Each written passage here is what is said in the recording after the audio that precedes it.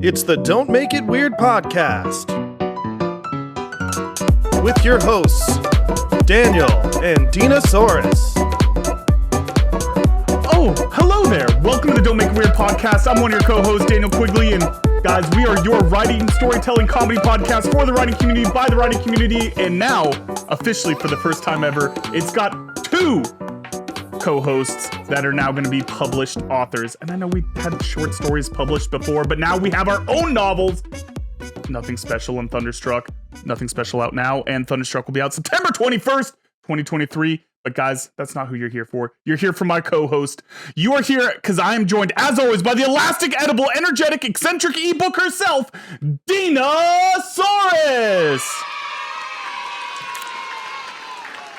You interrupted my lunch. It looks delicious. What are we having? What's on the cuisine today? Pizza, beef jerky, and a bottle of wine. That is the most Florida breakfast I've ever heard in my life. Listen, if it was like hard liquor and you're just like, yeah, I got some Sailor Jerry's, I got some pizza and some jerky, I'm ready to go.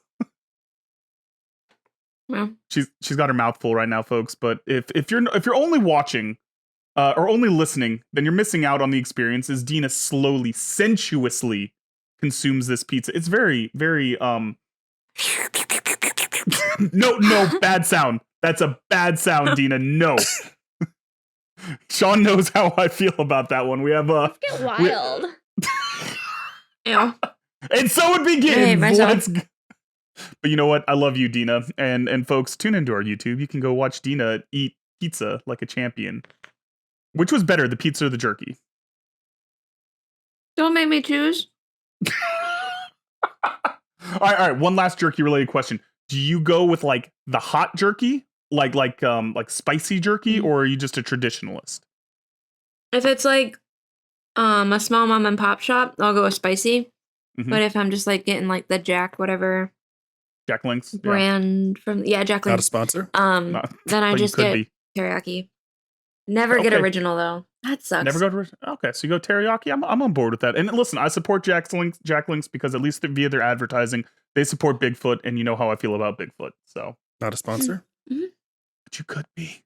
But guys, if you heard a third voice here, that's because we are joined by another member of our team. And guys, where is Mr. Thirsty tonight? I hope that he is a gentleman. Maybe he won't find out what I know, that the Master Swirldo was the last good segment about this podcast's town. Producer Sean, everyone!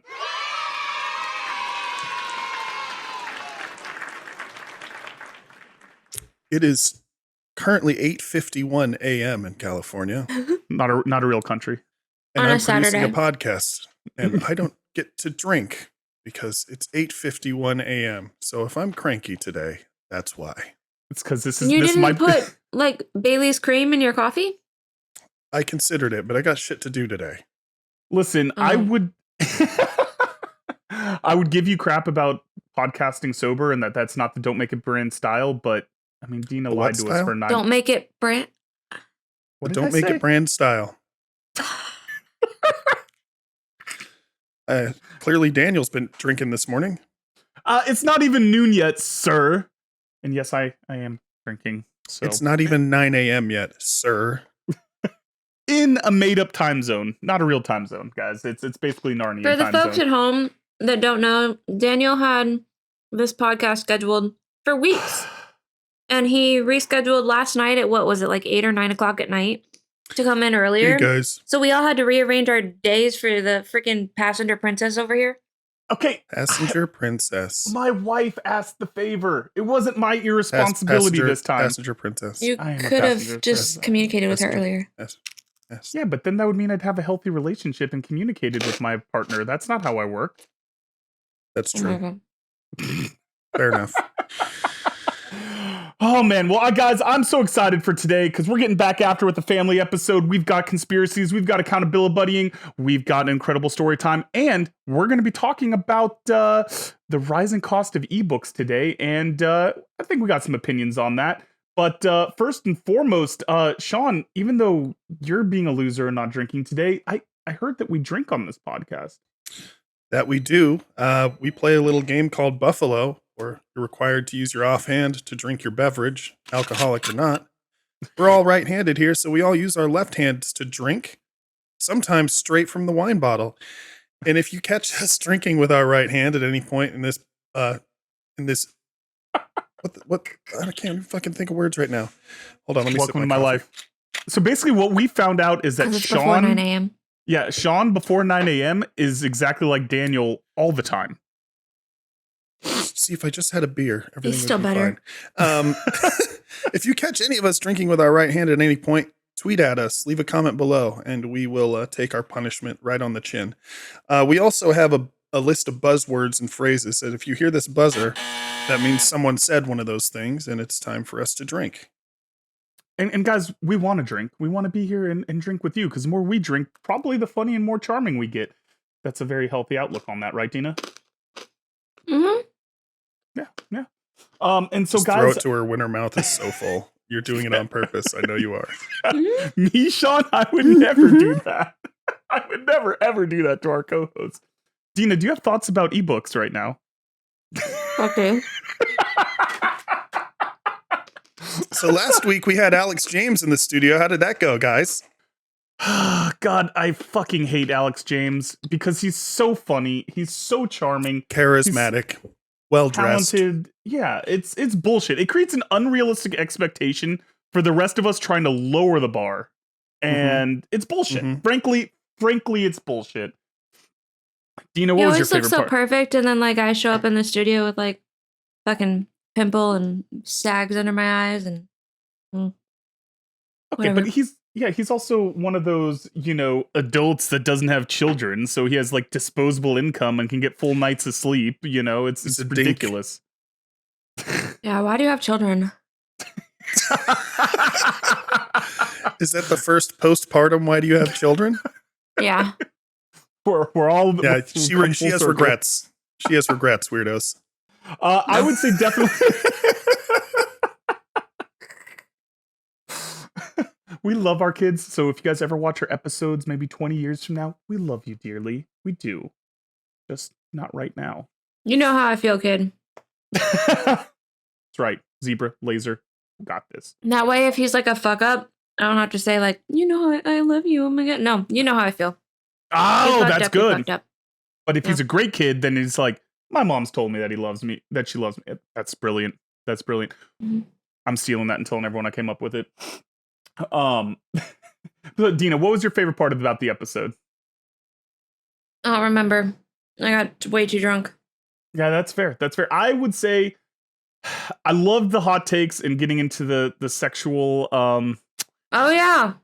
miscues that we're not into. We all learned that I guess we're all very vanilla. I don't know, traditional, if you will, in bed. Except for Sean. Guess so. Speaking of which, Daniel, do you have something you want to read to the audience? Left. Do I have to? Yeah, absolutely do. So last week we personally called out Daniel's mother, Coralie, to weigh in on this subject because she's an expert. I hate that And that's accurate. she sent her thoughts on the subject. So just so if you guys don't know, you missed last week's episode. The game segment we had was we read hot takes from Reddit, and the topic for the comments we were reading was what was it? What common sexy thing is a turnoff for you personally? And my mom, in her previous life before retirement, was amongst other things, a sex therapist. And now I uncomfortably get to read her response to you guys live on the air as a follow-up. And I will be drinking heavily after this. Dear Alex, Sean, Dina, and Daniel, it's true. I do listen to every single episode. It was very sweet of y'all to address me directly in episode 91 as a prelude or ploy for me to share with many people, including authors, promote as a sexy thing that in reality can be a turnoff. The act that represents carefree surrender to the moment, hoisting the woman into the air wherein passionate coitus ensues with wild abandon, is my nominee. Shouldn't the parties consider their fitness levels, bulk and weight differentials, the placement of limbs, and the strength and endurance of the hoister? Which one is going to figure out the Tetrising of this encounter? Is this meant to be a couple's trusty standby in their love arsenal, or an invitation to drive business to the orthopedist's office? To me, this is a don't try this at home, kids, or anyone else. Just saying. I'm enjoying seeing you all have so much fun. Have so much fun. Good job with the podcast. Thanks, Carly. We love you. I need a shower. All right. A cold shower? Quick cold shower break, and we'll be right back. I'm going to go ahead and drink this again. Next segment is brought to you by Alex's ass. My favorite part of last week's episode was the tangent on Point Break after the Keanu Reeves conspiracy theory. And then Alex's sudden realization that Fast and the Furious is Point Break. Yeah. It's pretty great. Yeah, no, that was a tremendous moment. I wanna take a moment to address Alex because I don't think he's gonna see this. He usually is so polite after the show and messages me thanking me for having him on the show and what a good time he had. I didn't get that message last time, so fuck you, Alex. The audacity. The lion, the witch, and the audacity of this bitch. How dare. So guys, as always on the Don't Make a Weird podcast, while other people take the high road, we take the low road. And Alex James, you handsome, charming, beautiful son of a bitch. How dare you? Son of a bitch. Got a lot of nerve, Alex. We are saying right here, right now, we demand an apology video, Alexander Hummus. All right? If we don't get one, we're going to do absolutely nothing because we fucking love you. But damn it, send us a video, please. Or twerking through D&D classes, whichever. Oh my God. Twerking through D&D classes, we'll do. We'll take it. We'll do. Yeah, we'll take that win. But guys, I need you all to take a second. I need you to dim the lights, put on some good mood music, and leave your disbelief at the door. Because it is time for Dina's Conspiracy Corner. Oh my God, every time the horror in Dina's eyes when you go to segue into a different segment and she's trying to figure out what she needs to do. The way her eyes just got really wide. I never know what I'm doing. I'm just way better at faking it than Daniel. Okay. So, are you guys ready for the thing that started the Conspiracy Corner altogether? Oh, we have another update to the Britney Spears saga. Hit me, baby, one more time. So, I'm really bad at dates, as we learned last episode. And this is just a rough, trying to remember. People are thinking that Britney is alive, and the current working theory is that back in April, April of last year, she announced that she was pregnant. And then a couple weeks later, she said that she should not have announced so early. She never said that she had a miscarriage or anything like that. She just said she shouldn't have announced so early. Mm-hmm, mm-hmm. So, 9 months later, in December, Paris Hilton, she suddenly appeared with a baby.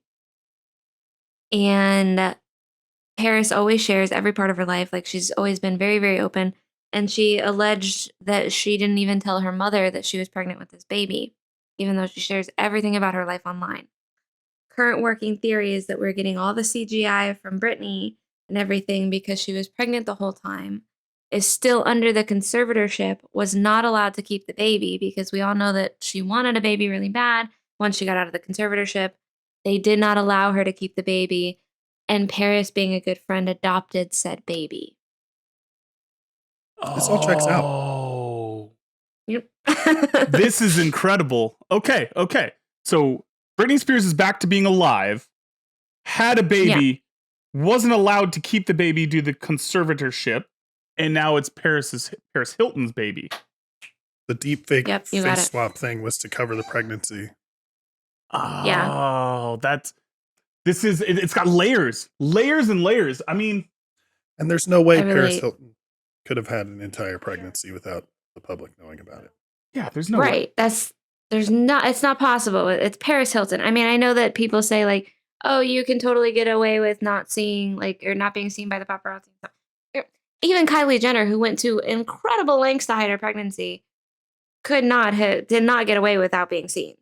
And listen, Paris Hilton's been showing back up in the news again after being kind of I don't want to say out of the public eye because she was never out of it, but she went a lot lower key than how she started, post sex tape Yeah. and doing all those reality shows. And now suddenly she's showing up in commercials and judging things. And okay, all right, she's getting back into it. Makes sense. I mean, And she was at Britney Spears' wedding that everybody claimed was fake.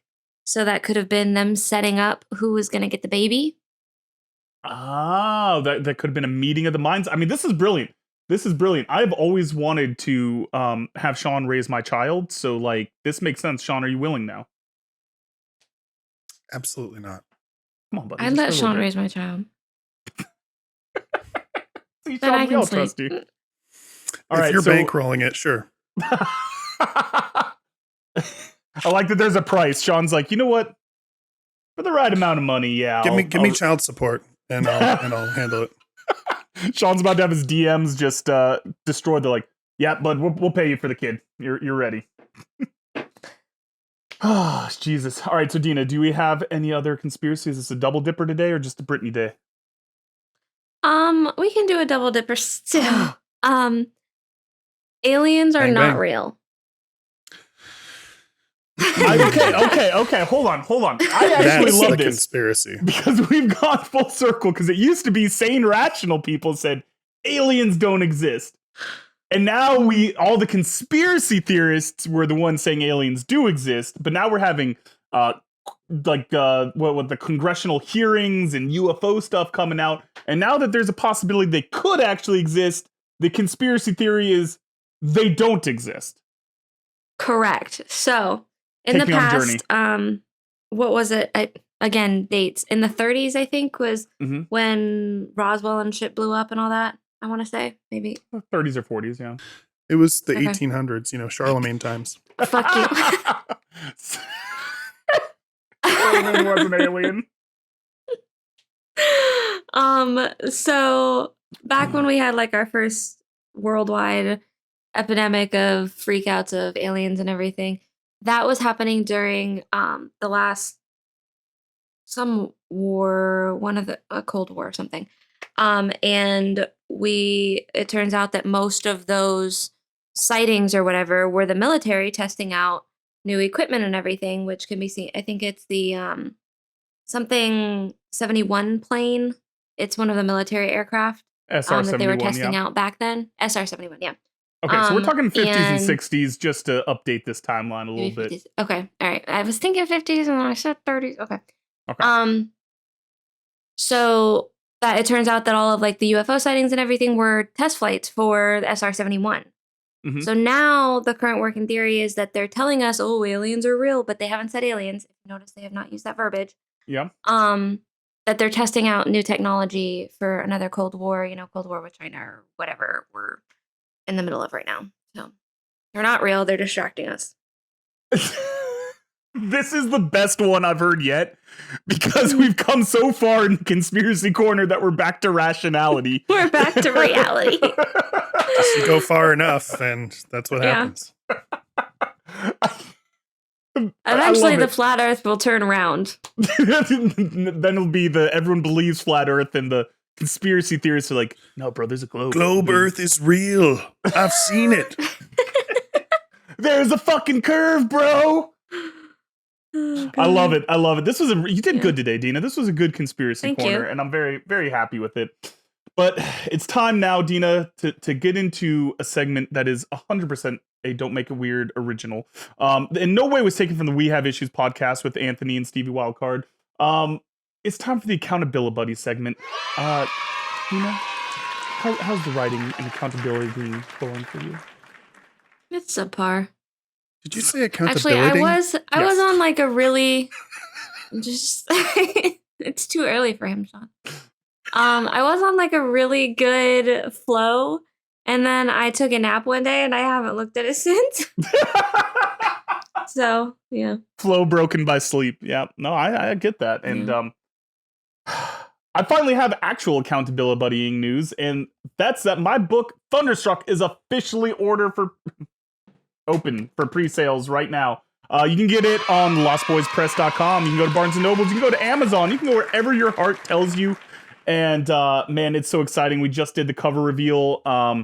and just the outpouring of support and people excited about this project, and all the love that I've gotten, man. It's been incredible, and it's hard for me not to be cheesy and feel too emotional about it. But even for it being a silly little book, it's been a labor of love, and I'm beyond excited to get into the marketing, get it out there. Hopefully people love it. I've thanked a ton of people before, but especially my guy Sean Holden over here. He's one of the original readers. He gave me artwork before any of it deserved any artwork. And special edition. Special edition, that's right. Just when I wanted to have it in my own Kindle and be like, look, it has a cover. But man, thank you, Rue Sparks, for the real cover, for Dina, Ashley, Dustin, everyone at Lost Boys Press. This has just been an incredible journey, and I can't wait to blow up all of your guys' news feeds for the next couple months promoting this thing. So please don't be too annoyed with me. I love you all. If you missed it, check out the cover reveal. Daniel cries like a little baby. Like a bitch. I did. There was just a lot of onions in the room. It happened. But yeah, no, super excited about that. Super excited to get in promoting it. And then having the freedom to get back after it and write again someday. Now that summer camp is actually over, I could probably try to be productive. So yeah, that's the thing that's keeping you from writing, as everyone knows. Yes. Yeah. Nothing else. Summer's just year round where he is. It really is. Yeah. It's been about 10 years of summer. 10 years of summer. There's got to be a book title about that somewhere. But Sean, what about you, buddy? How's the accountability buddying going? It was better before you woke him up early. That's fair. Yeah, I'm not being very productive right now. I have a book launch party to prep for now, so I'm looking forward to that. Getting preliminary stuff rolling out for that. It'll be our first live event in I don't know how long. And we'll be using a new platform for it, so it'll actually look like the show does here, the pre-recorded show with all the graphic overlays and everything, but it will be live. So that'll be fun to prep. That's super exciting, and man, we're pumped up. Sean does a lot of work behind the scenes to make this thing look pretty, and pumped up about that. And yeah, man, this is gonna be a good year. We got a lot of good authors I know you got lined up for us, and man, it's gonna be awesome. So Sean, tweet. Voicemail. Do we have a voicemail? And now it's time for our favorite segment, voicemails, with my one-of-a-kind, sung the same exact way every time we do this voicemail segment, and it goes, it's voicemail time on the Don't Make It Weird podcast. Is this our new voicemail intro? Because I hope it is. Oh, absolutely, 1,000%.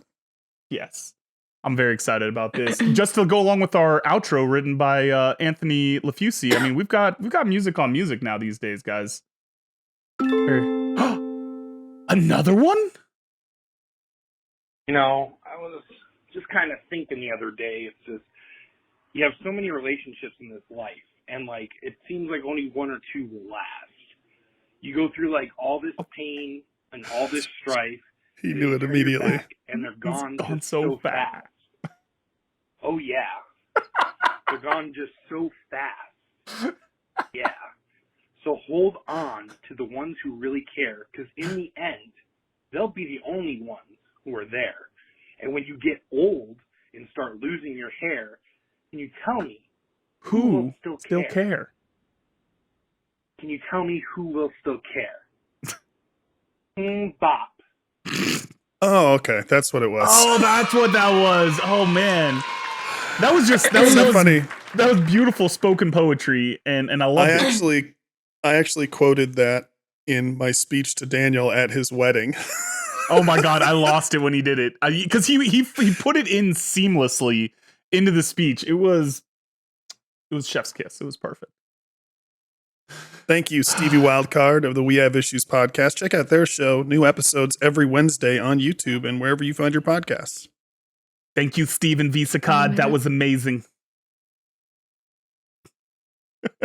Oh, God, I love the voicemail segment. Guys, if you want to leave us a voicemail, if you want to plug something, a book, a show, something that you're into, or just want to sing your to us. Butt. Or your butt. Your butt is acceptable.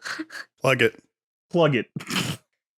I just put that together. You can leave us a voicemail at 347-69-WEIRD. That's 347-699-3473. Dina. Were you about to say D's nuts? No, I should have. That would be really good. D's nutsa. D's. Would you say that you're a tease? Pickle the pickle. Shout out Shannon. That's a yes, folks. So Dina, why don't you get a little sink pickly, tease the audience. What do we got for story time this week? This week on Storytime with Dinosaurus, we're going to talk about the first time that somebody ever proposed to me. The fact that this has happened multiple times. 3 times. She said someone, so it's probably not her current husband. Probably not. No. And to be also, hey, we don't want any context yet. But we're just having a quick chat. Just a little quick chat about the tease. I still have my sunglasses. So I'm very excited for this story time. Very, very pumped up. But before then, Sean, I think you got a new game segment for us this week, buddy. I do. We're gonna play Never Have I Ever Bookish Edition. Let's go. So I put together a list of book-related, reading-related Never Have I Evers, and you know how this goes. What are we doing? 5 fingers up? We might have to do 10 fingers up because you guys are readers. So this is gonna go down pretty quick, I think. So I mean, Dina, are you gonna let me dominate you like I dominated you in the last book trivia game? Like, I just need to know I'm how sorry, much the book competition. trivia game where I won? Yeah, Dina did completely win that. I know game. score was 21-7, Check bitch. the scoreboard, buddy. That's right. She absolutely got the game winner. I've never lost a game to Daniel. There's some Never, bullshit ever. Quidditch scoring is what that was. Like, oh hey, we lost the entire game. We caught the golden snitch. So Duh. Yeah, that's fair. It's fair. That's No how you win the participation game. trophies in this house. Why don't you take a look at your strategy and re-strategize there, coach? fair enough. Coach. Okay, so for those of you who don't know, Never Have I Ever, I'm gonna say a statement, and if this is something that these folks have done, they will drop a finger. And when they're all out of fingers, they lose. Right? Everyone on the same page? So we'll start with 5 fingers, we'll see how it goes. All right. All right. Now some of these are gonna be really basic reading things, so just bear with me. Never have I ever skipped pages to see what happens next.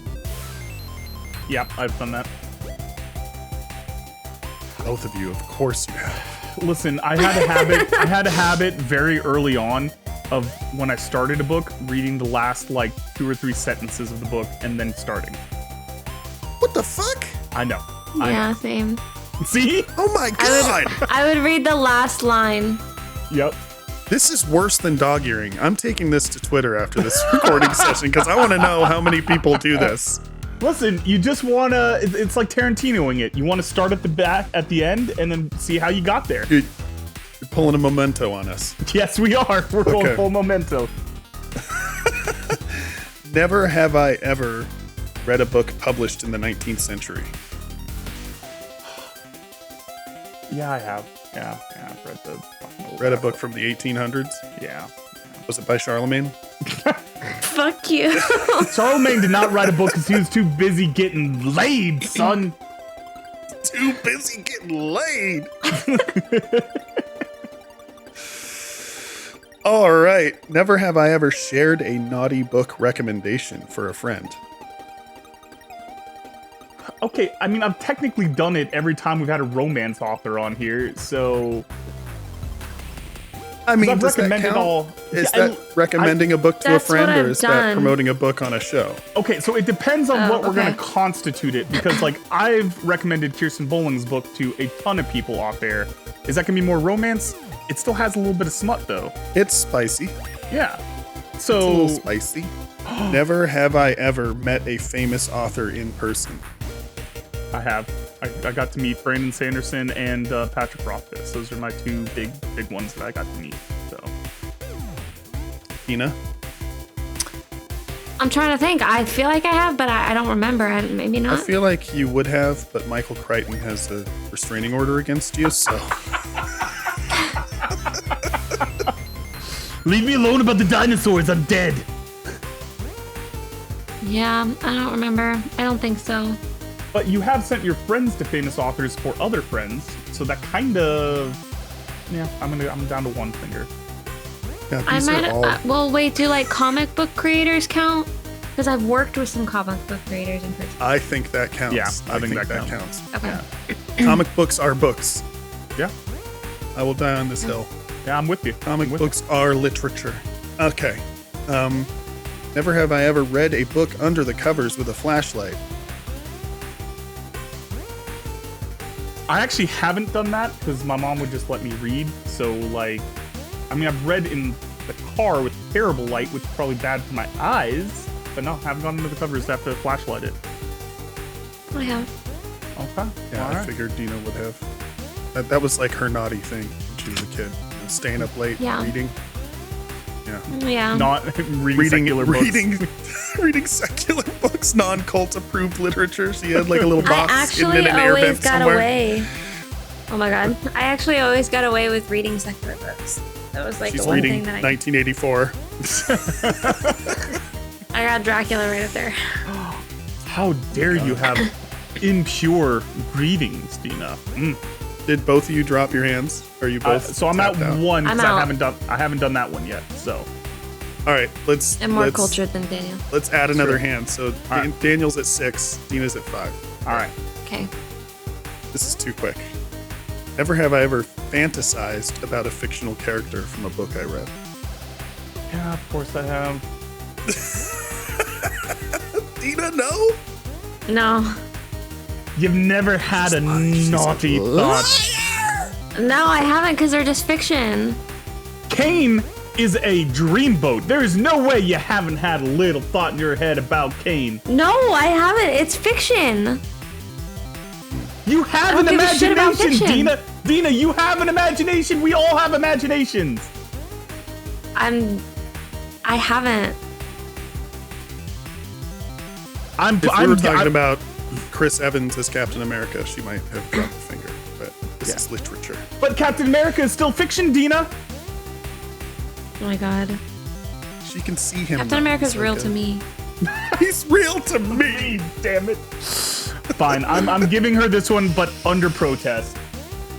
Oh my So god. I don't believe you. Just I like don't believe grandma as a mode of transportation as a formal protest. Hey, it is a mode of transportation. You hop on grandma's back and you're transported somewhere. Thank you for bringing that one up. I forgot about that one. I forgot to. I don't know where it came from in my brain. That was one of our games. Yeah, that was a good one. Never have I ever read a book with a sexy cover. You know the one. The one with the shirtless guy. Yep. Like, yeah, like the and mass woman paperback. clenching onto Yep.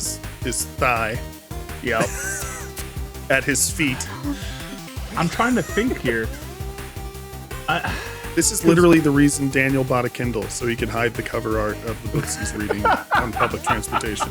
It's true. It's true. I mean, Ray Kennedy has got to have the spiciest books ever, but her covers aren't like. Her covers aren't super spicy though. Yeah, they're not. Yeah. They're not gonna be.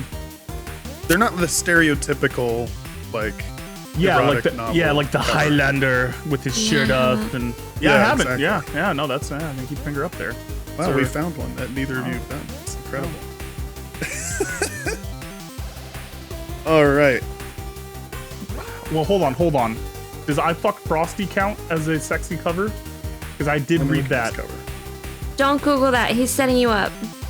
No, I've looked at it before because I remember Yeah, when we did we've this done for readings Frigid before. Copulation. Yep. I mean, it's literally like a stock image of a snowman with a naked woman like photoshopped in front of it. Yeah. So I you know what? I have to put a finger down because I even though it was a very short story. Yeah, I guess I it read all counts. of it. I Yeah, I guess read all of counts. it. Yeah, dang. Okay, here's one that you guys are both going to drop a finger for. Never have I ever bought multiple editions of the same book. Yes, I have. I bought literally every edition of Dina's book. I have the hardcover special edition. I have the paperback regular edition. I have the ebook, and I will have the Audible as soon as it comes out too. So yes, I have. Thank you. Special available now. Milans. Wait. Milan. Spice I love how Milan. every time you do that, you're trying to find it backwards in mirror mode. Like, Milans. Yeah. Okay, never have I ever borrowed a book from a friend and never returned it. Yeah, I've definitely done that. 100%. Hyperion by Dina's Dan horrified Simmons. at the idea. And Good Omens. I stole both of those. I stole from my friend Steven. And Steven, someday. if you're out there, collect your books. You're never getting these books back. You're mine now. Could a man named Steven please come to the front office where we can get Daniel's books back? How many fingers do you have left, Daniel? That has me down to 4 fingers left. There's no way. Yeah, oh no, 3. You're right, because we did count me having the sexy cover. So yeah, 3. Yeah, that's right.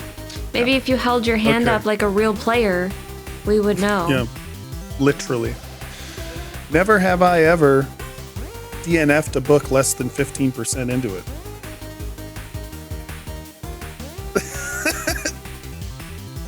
Yeah, I have. I'm really ashamed by this one. How far? I mean, you gotta give it a chance, you guys. I remember, I don't remember which episode it was, but there was a previous episode where I said that I've never DNF'd a book, and I have since then. oh, so- so you've matured. I into started this. DNFing. Yeah. Yeah, I think I that's I read better too many than books, skipping I'm to just the like, end and fuck reading it. the last 3 sentences, by the way, just for the record. It counts, man. Yeah, I have. I'm not going to say the book title. It's no one in the author community, guys, so don't come after me. I love all of you. It's not that. Is a traditionally published fantasy novel that I just couldn't get into. So yes. What if it was in the author community and we're just fucking with them? Don't do Call that them to out by them. name. Don't do that to our dozens and dozens of fans. Okay. Go ahead and call them out by I'll name, hold those up. Daniel, and I'll put the cover art on the screen.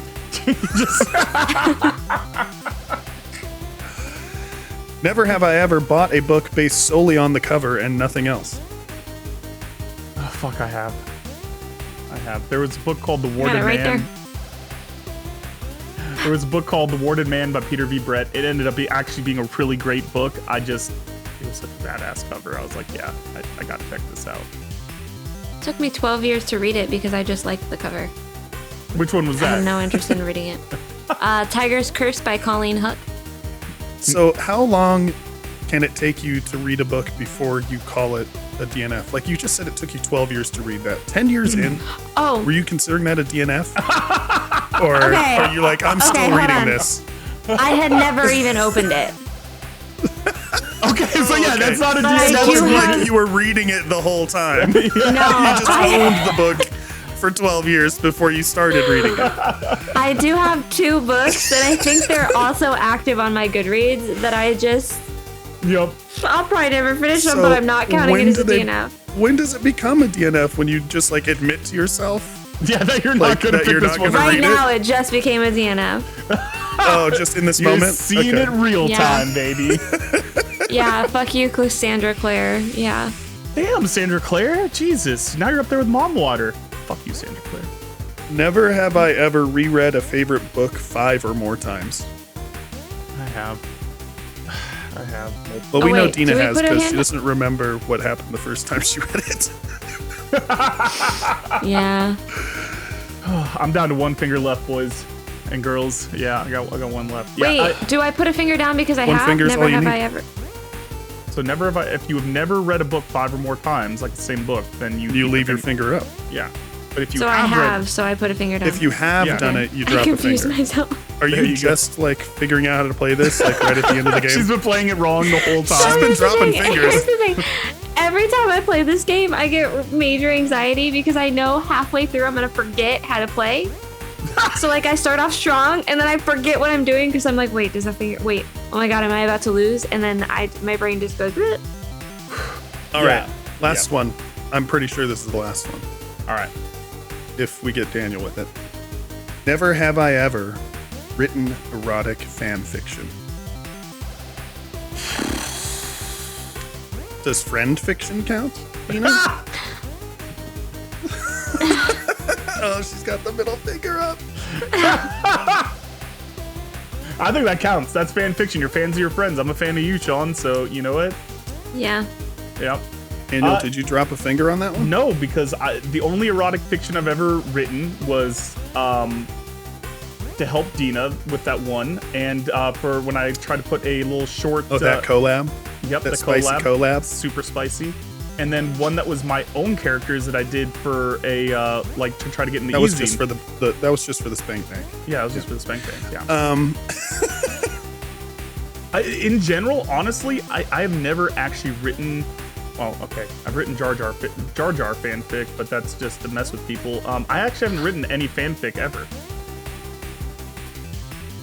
I've only written friend fan fiction, so.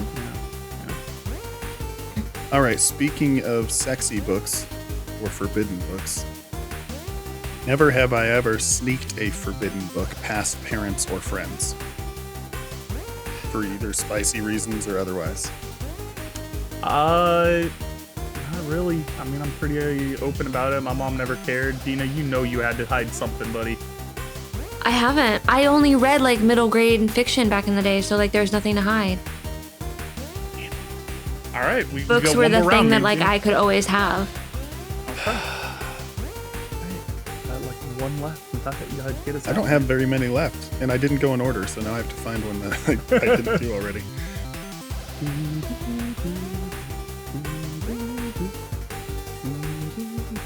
None of these are spicy enough. Okay, never have I ever cried while reading.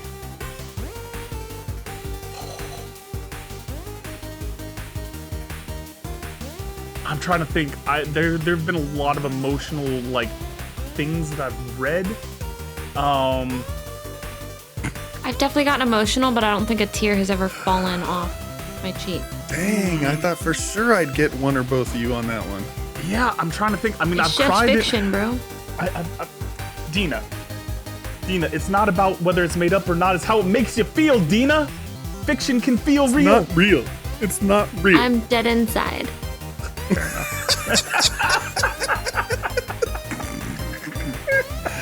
Okay. Never have I ever read a novel in one sitting. No, I'm not that fast of a reader, so yeah, that's a no for me. And Dina dropped her last finger. This has been Come Never From Have I Ever, Behind Bookish loss. Edition.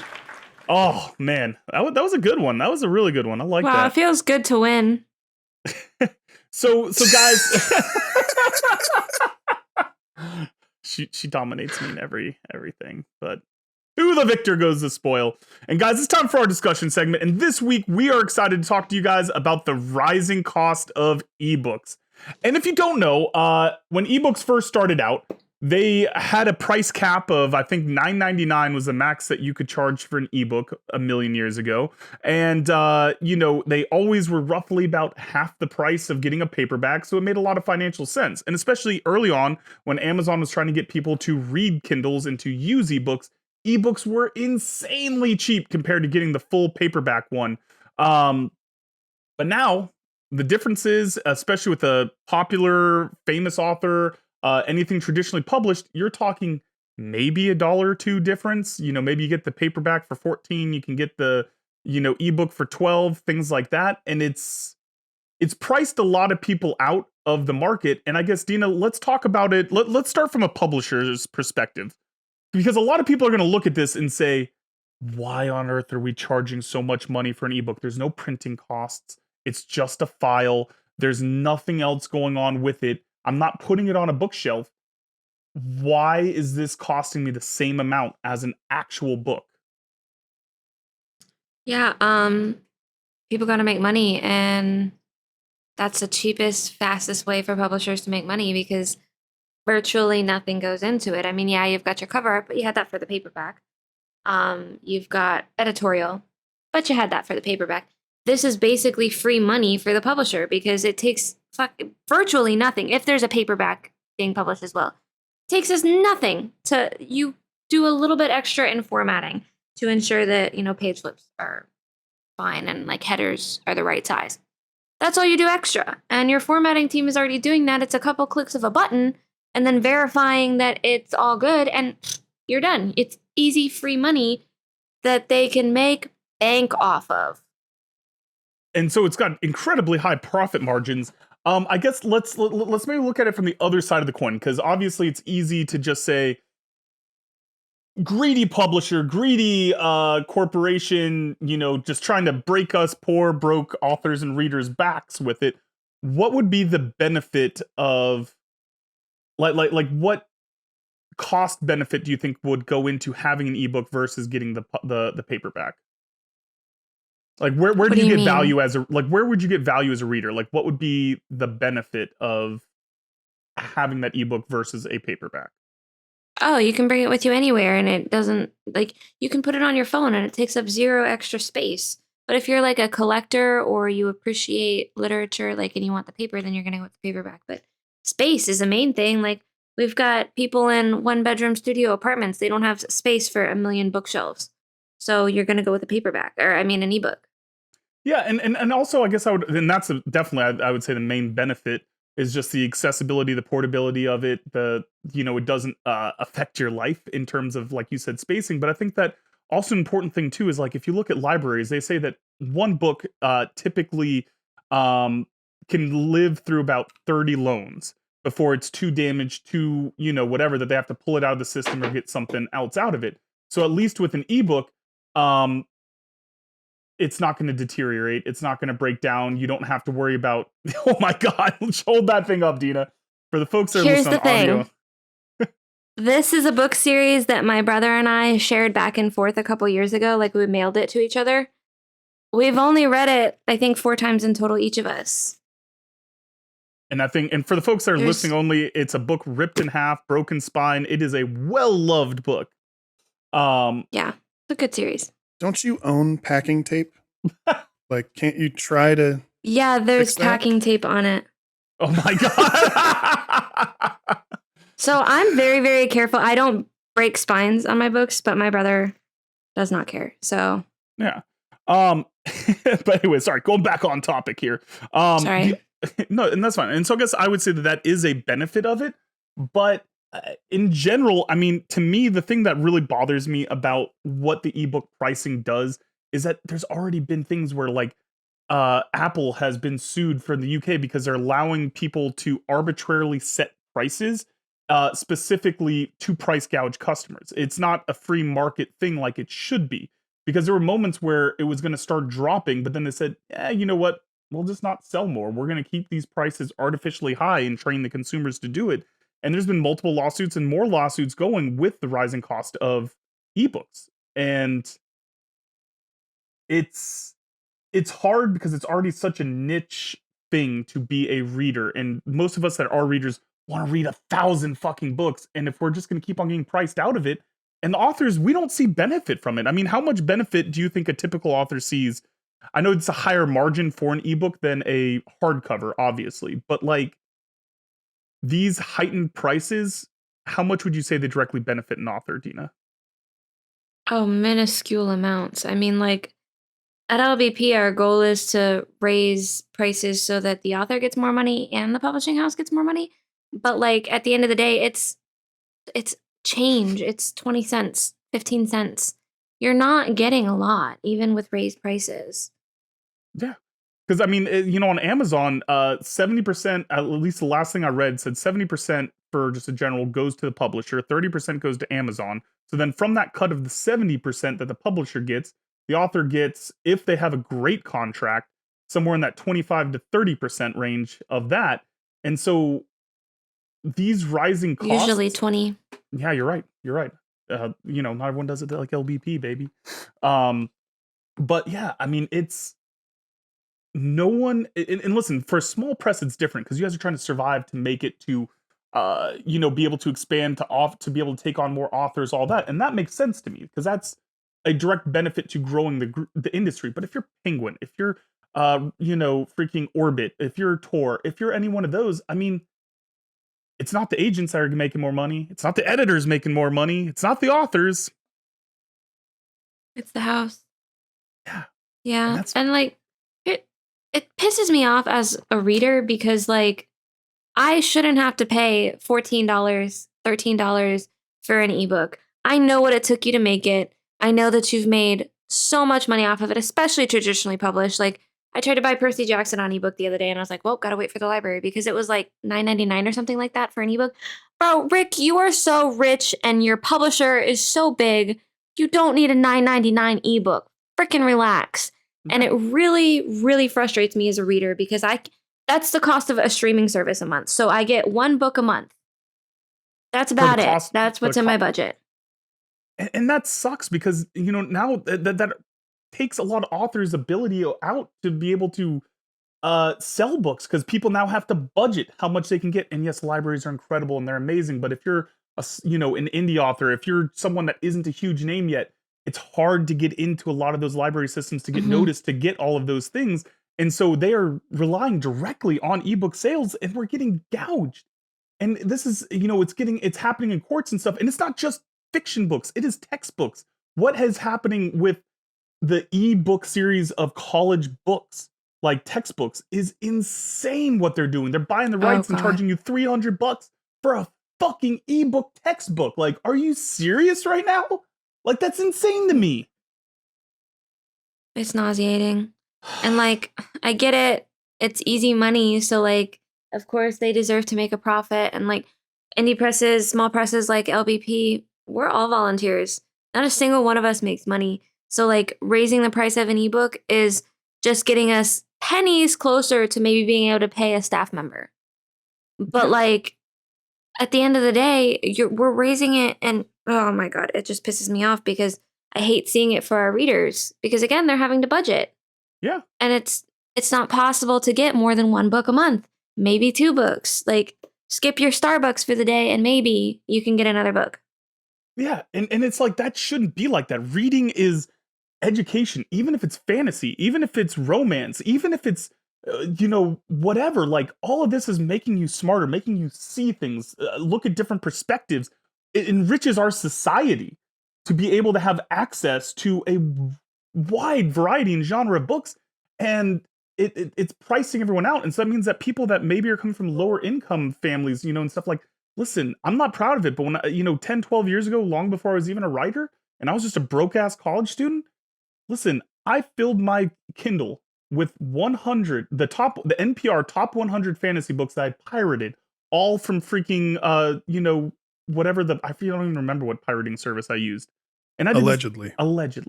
Allegedly, we don't promote pirating. And listen, I'm embarrassed about it. I wish that if I could go back in time, I wouldn't, because that fucks over everyone. But it's also like, I was poor, I was broke as shit, but I wanted to read these freaking books. And if it was more accessible, I think that it would sell more, man. And I think that everyone would benefit if we stopped trying to be so goddamn greedy for the audience. Reading causes revolutions and conspiracy theory. The government doesn't want us to read. Just kidding. Next time on Dina's Conspiracy Corner. But honestly, I think that but for real, it's horrible because our kids these days, most kids these days are playing video games because they're free. Mm-hmm. And you can free download and play with whoever the fuck you want. And then books are what cost so much money and parents can't afford it for their kids. And then it becomes a really fucked up reverse psychology too, where if a book is reasonably priced, like if I see someone having a book for, and yes, I know people do it on sales and to help promote sales, and I support that and I love it. But if I'm only paying $2, $3 for an ebook, I'm going, look, probably kind of suck. Yeah, I'm very sus of it. Yep. Yeah, because there's a reason that it's only this much, and so now even people who want to price it reasonably aren't able to sell it because now we kind of assume it's not really a very good book. But so quickly, because we're almost done with this segment, give us a little bit of hope, Dina. What's something that you would love to see in the industry in regards to ebooks or bundling books or anything like that going forward? For like, if we were going to say consumer benefits. There's two things. I want to see ebooks and paperbacks bundled, just like the digital copies that came with DVDs back in the day. Mm-hmm. And I want the ebook to tell me what page number it would be on the paperback, as well as like the current page number on the ebook. That way I can go back and forth easily. And then I also want indies and small presses to have easier access to libraries. That's freaking beautiful. Preach, preach, preach. I agree with those 100%. Thank you so much, Dina. Wait, can I add something else for the parents that, because I touched on this a little bit, for parents that like want free books for their children, Dolly Parton has a children's book club that she will send you a book a month for free, depending on your zip code. Fucking love Dolly Parton, dude. She's Dolly so great. a Parton treasure. for president. Let's go. She's so great. So your kids An can have absolute access treasure. to books I for love that. free. And you know what, Yeah. Sean, do you think we could add a little link to the Dolly Parton thing in the comments here? Absolutely. Link in description. Perfect, man. So guys, I that's wish been a my zip great, code had seriously. So guys, it's been another great discussion segment. Thank you guys so much. If you have thoughts on the rising cost of ebooks or ebooks in general, please leave us a comment, leave us a tweet. We'd love to touch on it on a future episode. So guys, let me tell you something. We're all about storytelling here. And as such, we try to share a fun story each week. So without further ado, It's story time with Dinosaurus. Gotta wet my whistle. what? What? All right, so we're going back to cult days.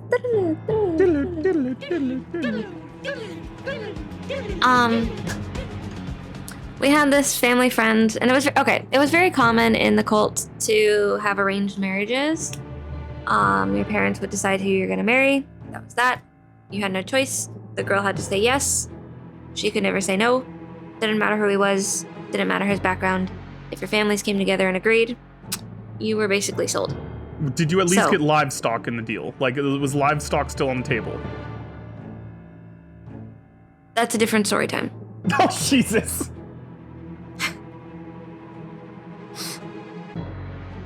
I hate that that's a story.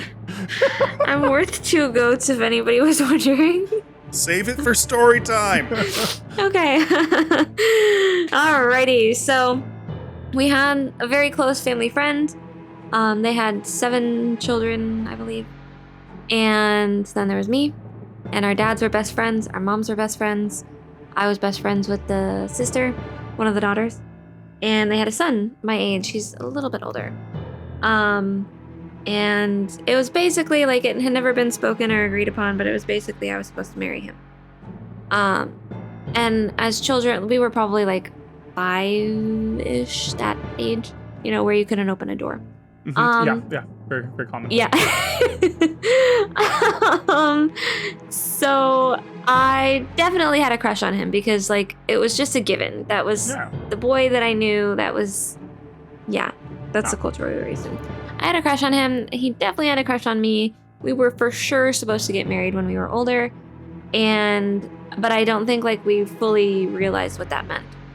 So one day after school, this was the school cult.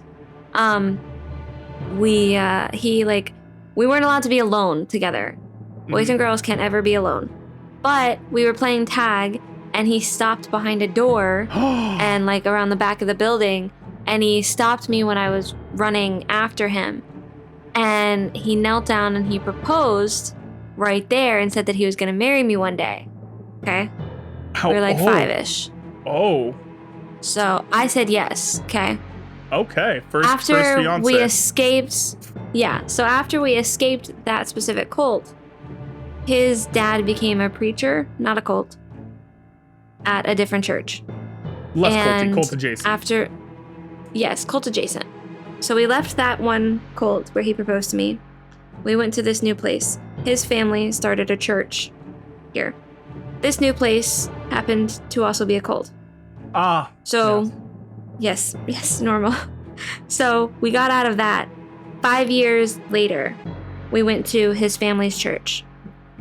This bitch, in the middle of Sunday school, started shit-talking me and called me stupid. Okay? Even though I was the smartest one in the class, and I had just proved him wrong about something that he said about the Bible, and I was not going to let him get away with that blasphemy. Fuck that shit. So, fuck that. So, in the middle of Sunday school, he called me stupid or something like that.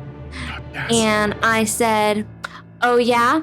If I'm so stupid... No, wait, what did I say? If I'm so stupid, why did you agree to marry me or something in the middle of this huge Sunday school class. So my bitch ass was holding on to this marriage proposal for 5 years thinking that this was really going to happen. Yeah. And because I didn't know better. Yeah. And he had the audacity, the lion, the witch, and the audacity of this bitch to say he never did it. That son of a bitch. But here's the thing. I'm also so psychotic back when I was even 10 years old that he had written me a love letter the next day talking about our marriage, and I whipped that shit out of my Bible and I proved him wrong and I read it in front of the entire Sunday school class. I would be very impressed because that's my daughter's age, and if she was able to write anything beyond her own damn name, like I'd be very, very impressed. But that son of a bitch, you called him out. You got him, Dina. We were asked to leave the church the next day. As one should. Yeah. Listen, this was actually a really good one, Dina, because this started out as like, this could be the sweetest, like, this is how like a romance movie starts, like with Matthew McConaughey or something, like right behind the schoolhouse, like, I'm gonna marry you someday, and then meet again, like in the big city, like when they're 30 or something, be like, hey, remember when I said I'd marry you? Why don't we grab some coffee? And then it's just like this big sweet thing, you know, love triangle, small town, big town. Is that your Matthew McConaughey? Yeah, I can't do. Sean, give me a real Matthew McConaughey. You have to just say all right, because that's like the so you get into it. All right. It's gotta have that little bit of rasp. Oh, there. It's soft, you know. It's all right. Very chill. That's it right there. That's it, man. Dina, this went from adorable romance novel to, all right, I guess we're gonna have to shank a bitch. I actually had dinner with him and his family right after my dad died. Oh. And it was super awkward because I told my husband right before we walked in, I was like, this is what I did to this kid. And my husband was like, this guy?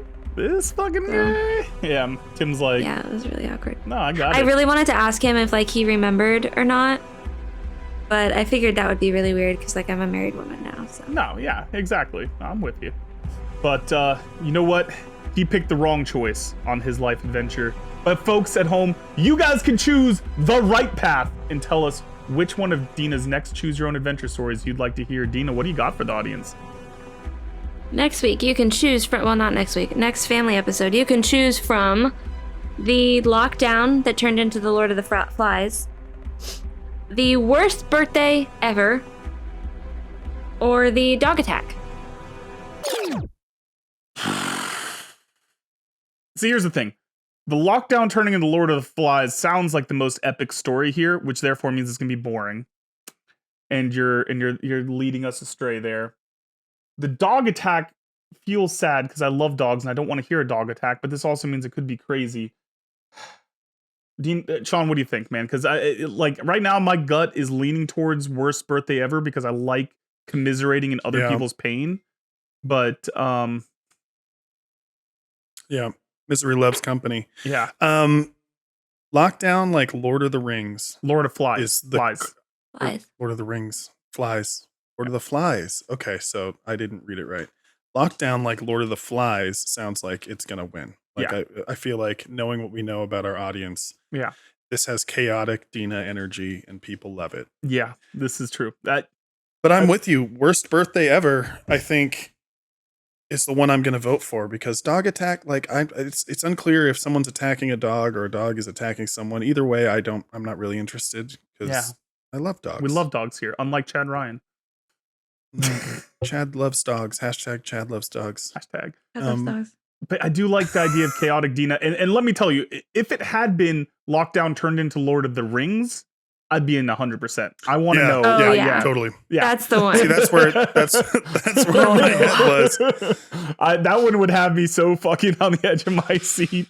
But all right, this is gonna be a good one. So we hope you guys will vote and pick wisely. So guys, bunch of kids killing each other. Dina, are you emotionally, mentally prepared? No. Because this could have been me reading, but you weren't prepared, Dina. So now it's on you, buddy. You see, every week we celebrate some of the worst erotic literature in history as selected by Literary Review, a British literary magazine, in a segment that we call Cringy Copulation. These are... Every time I know it's coming, I can't stop. These are real excerpts from real books intended to be taken seriously. This week's excerpt Real, baby. will be read by Dina and is from And I Do Not Forgive You by Amber Sparks. Her novel, I Do Not Forgive You, was named Best Book of 2020 by the Washington Post, NPR, Bustle, Good Housekeeping, and Tor.com. Dina, check those I DMs. do not forgive you, baby.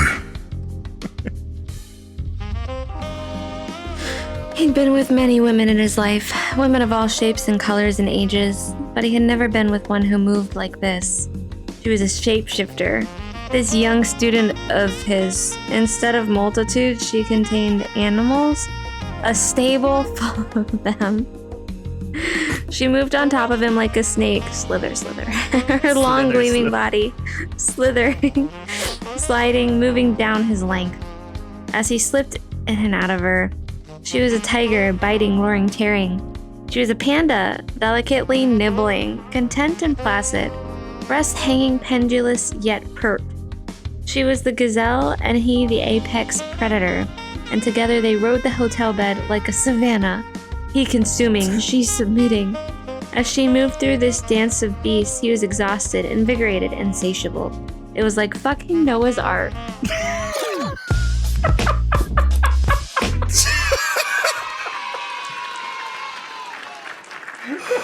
The button on the end did it for me. That's what did it for me too when I saw this. It was like fucking Noah's Ark. What do you think, Dina? Uh-oh, she's... Student? It could be a college student. Uh-oh. Something special coming in Young 2024. student of his. This young student of his. Dina's got This very line. slow video. I don't know what's going on there. No, I was just I know she purposely doesn't. reacting slowly to you. That's fair. That's fair. So, Dina, I know that the cult probably went over Noah's Ark with you in your youth. How would you say that relates to this sexual situation? You know, something tells me that Noah didn't fuck any animals on the ark. Considering he was Daniel, the only that's not righteous how man left procreation on Earth. works. That's not how procreation works. Daniel thinks that Noah rounded up a bunch of animals so he could procreate with the animals and repopulate Earth. Wait, that's not what the Bible says? Oh my... No, that's why there was two of each. That's why there was two of each. He just liked his three ways, man. And most likely they were babies, so no. Oh, damn it. They were young students of his.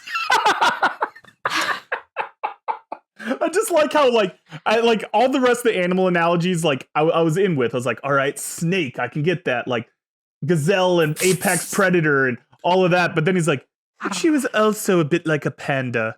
Like, I don't think anyone wants Does to this Sibling. bitch know how, like, aggressive panda... I know that pandas are, like, First of like, all, pandas airplane- don't bang. We know this. Like Yes. people, like scientists have to trick pandas into having sex. That's why they're endangered. So, like, why would you use panda as a fucking comparison? It's also a bear. Like, that bite is not a nibble. Yeah, that's true. Yeah, that's true. Yeah, they're not gentle. And they're also like incredibly dumb and clumsy. So I'm just like picturing them like rolling over and like falling down for no reason as they're having sex. Yeah. It's like It's true. She was a panda and his junk bamboo, oh no. Oh my god. Munch, munch, nibbling bitch. and rolling around clumsily. But then like She could not find the bamboo. in the end they found it was too much work, so they just both went to sleep. Oh my god. Oh god. But like I also was picturing like when they were like talking about like the Noah's Ark thing, I'm like old school kung fu movies, like, you know, like in the old like kung fu, like all the different fighting styles are named after animals. It's like crane style, Like crane. Yeah. mantis, and I'm just like picturing them like Like going through Kung Fu martial Panda. arts. Yeah, exactly. So I'm like picturing them going through like martial arts forms in bed, like, all right, I need you to use crane style blowjob. Is that why there's a crane and a tiger in Kung Fu Panda? Yep, they're all Yes, martial dear. arts forms. Mhm. That's so clever. No, They're all DreamWorks. named after they're all named after this cringy compilation. segment. Panda style, tiger style, snake style, Kung Fu Panda. pendulous breast style. Pendulous but perky breast style. Yeah, pendulous, but yet pert. What? I don't think he's ever seen boobs before. She does not look down at her own breasts. She. Yeah. Just animal boobs. Just The teat, if you will. the teeth. All right, let's take it home. All Let's right, take it guys. home. This has been another great episode of Don't Make It Weird. Thank you so much for coming out and hanging out with us. As always, you can leave us a voicemail at 347-69-WEIRD. That's 347-699-3473. And Daniel's book, Thunderstruck, is available for pre-order right now at lostboyspress.com and Amazon, ebook and paperback. Go buy it. It's good. It's fun. It's action-packed. You're going to love it. And guys, It's funny. and the ebook isn't going to price gouge you because we actually love you over here. So just keep that in mind. Daniel has no say in the ebook prices. Thank you for. Actually, I Not at all. have No none. say in anything. He didn't You even. don't know how much your ebook costs right now, do you? He didn't even write did. the book. Like the book that's being released was completely rewritten, ghostwritten. Just He had a ghostwritten. ghostwriter. Yeah. Yeah. They're like, Shout it out was Justin completely Taylor, different 10 years ago. ghostwriter. That's fair. That's very, very fair. But and guys, you can also check out Nothing Special by Dina S, which is available now everywhere because we are both big time authors now, and her book is fucking amazing. Big time. Big time. Huge. Yeah. Huge. Highly, highly recommend. So guys, as always, you can check us out online. Dina, where can the folks find you? You can find me on Twitter at Dinosaurus D. That's D like these nuts. And producer Sean, where can the folks find you? You can find me on Twitter at Shaceholdu. And what you having Don't ask for it. breakfast? What you having Don't for you fucking dare ask it. It is 10 a.m. What you having for brunch today, bud? Do you eat breakfast? I don't know. I smell bacon. So Oh, that I'm yeah. probably going to snack on some bacon. a little I casual smell it. bacon. What's that old begging for bacon strips? I smell Oh bacon. yeah, Bacon. bacon. Bacon. And you can find me on Twitter at Dan Q Writes Thing. That's Dan Nobody Q else. Writes Things singular. Oh, That's Dan Z, as in Zev, the protagonist of Thunderstruck by Daniel Quigley. Available for pre-order right now. It's Danks. it's dance. Oh, God. Dan's. We love you all Oh, wait, so much. is it still Twitter? Sorry. Yeah. Oh, it's X. Yeah, where It's can you find us Twitter? on Oh, X? yeah. Hitter. Oh. Shitter, I think. I think you're supposed to. I think you're I thought it supposed to was- pronounce the X as an SH sound. I think it's shitter. You can Z'd us anytime, guys. Zeet. Z. Zeet. So, Sean, I'm very excited. We're bringing back a guest from the dead that we've missed dearly next week. Who do we got? Oh, I get it. Grateful Dead. We're bringing back our friend Uncle Bobo of the Quarantine Movie Club podcast. Bobo! Bravo! It's gonna be a weird quarantine party time. Yeah, it's gonna be a lot of The fun, man. OGs get it. The OGs know. So expect this to be a If you know, long you know. episode where absolutely nothing's accomplished and it's incredibly funny. So I'm very, very excited about this. Guys, until next time, we love you all. Jazz hands. Don't Make It Weird with Daniel Quigley, Dinosaurus, and Sean Holden. Produced and edited by me, Sean Holden.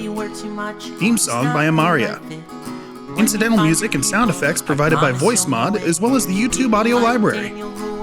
You can rate and review this show on Spotify, Apple Podcasts, Good Pods, and wherever else you download your podcasts. Got a question for Daniel or Dina? Call the Don't Make It Weird hotline at 347-69-WEIRD. That's 347-699-3473, and leave us a message. It could be featured on a future episode. And if you haven't already, please subscribe to Don't Make It Weird on YouTube for the video presentation, or on your favorite podcast app for the audio-only version of the show. Thank you so much, and we love you.